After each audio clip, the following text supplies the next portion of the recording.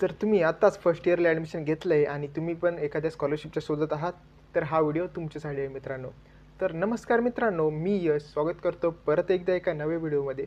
आजच्या व्हिडिओमध्ये आपण रिलायन्स फाउंडेशन स्कॉलरशिप यावरती डिस्कशन करणार आहे.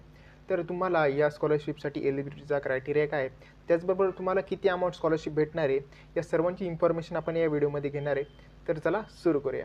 तर सर्वात पहिल्यांदा आपण बघू या स्कॉलरशिपसाठी कोण कोण अप्लाय करू शकतो.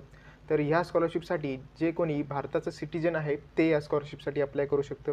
त्याचबरोबर त्यांनी 12th जे आहे ते मिनिमम 60%नी पास केलेले असेल. ज्यांनी 12thमध्ये त्याला 60%पेक्षा अबव मार्क असतील तो या स्कॉलरशिपसाठी अप्लाय करू शकतो.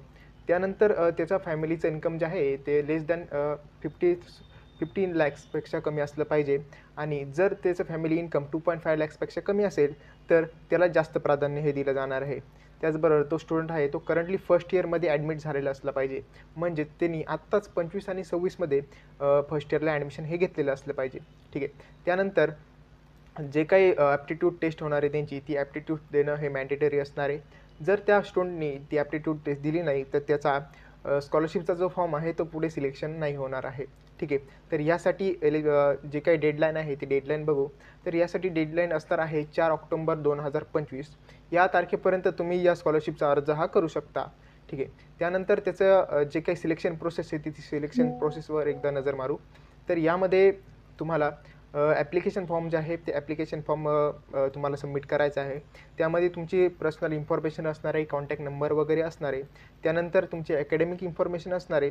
त्याचबरोबर तुमचे जे काही अचिव्हमेंट्स आहे, तुम्हाला जे काही अवॉर्ड्स वगैरे भेटलेले आहे ते अवॉर्ड्सची इन्फॉर्मेशन यामध्ये तुम्हाला द्यायची असणार आहे.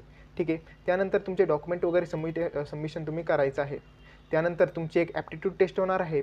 त्यामध्ये तुम्हाला 60 मिनिट्स म्हणजे 1 तासाचा हा वेळ असणार आहे आणि तुम्हाला त्यामध्ये 60 MCQs हे कव्हर करायचे असणार आहे.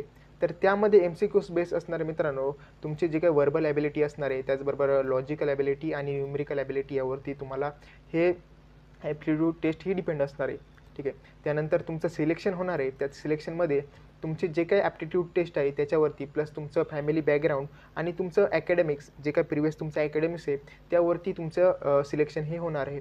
आणि त्यानंतर मित्रांनो त्यांच्याकडून ऑफिशियली अनाऊन्समेंट होईल की एवढे 5,000 विद्यार्थी आम्ही स्कॉलरशिपसाठी सिलेक्ट केलेले आहे आणि त्यांना 2 लाखाची स्कॉलरशिप ही आम्ही देतो आहे. ठीक आहे.